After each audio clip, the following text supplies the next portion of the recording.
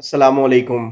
ये मेरी ख़ास वीडियो उन आशिकों के लिए है जो कि फ़ोन पे लड़कियों से गपशप लगाते हैं और गपशप लगाने के बाद बहुत ही ज़्यादा हाई लेवल के लैला और मजनू वाली कहानी पे चले जाते हैं और फिर उनके यहाँ पे जब पर्दा पड़ता है और उनको एक और चीज़ का भूत सवार होता है तो वो गलती से लैंड कर जाते हैं अपनी महबूबा के घर।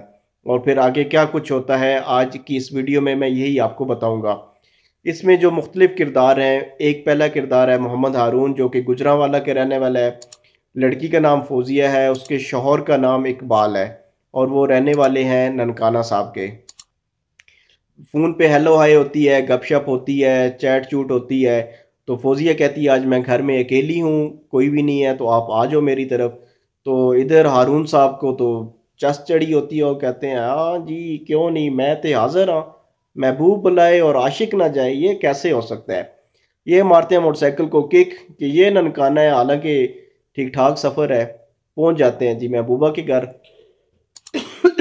महबूबा साहिबा अंदर बुला लेती हैं, अंदर चाय शाय देती होंगी या जो भी है। कुंडी लगाती हैं, थोड़ी देर के बाद नाक होता है। नाक होने के बाद महबूबा खुद ही, हालांकि बंदे को डरना चाहिए कि इंसान गलत काम कर रहा है तो उसमें यही है कि लड़की को सबसे पहले डरना चाहिए कि भाई मैं तो बड़ा गलत काम कर रही हूँ।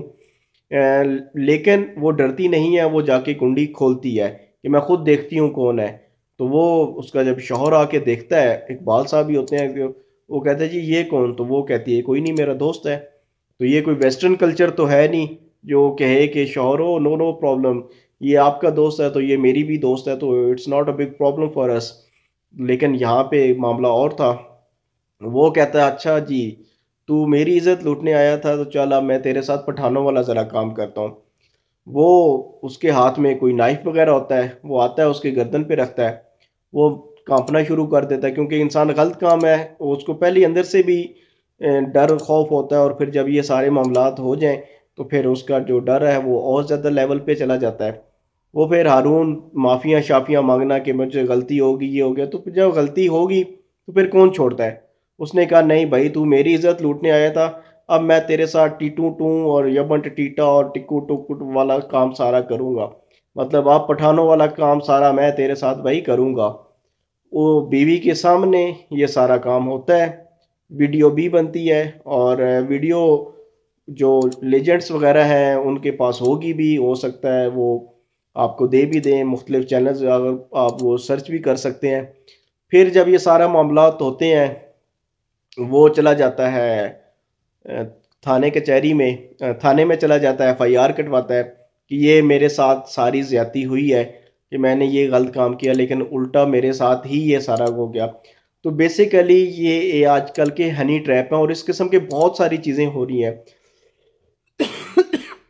क्योंकि जो दो नंबर काम हो सकता है शैतान के ज़हन में भी ना आते हों, पाकिस्तानी उसमें करने के माहिर हैं, इसमें कोई शक नहीं है।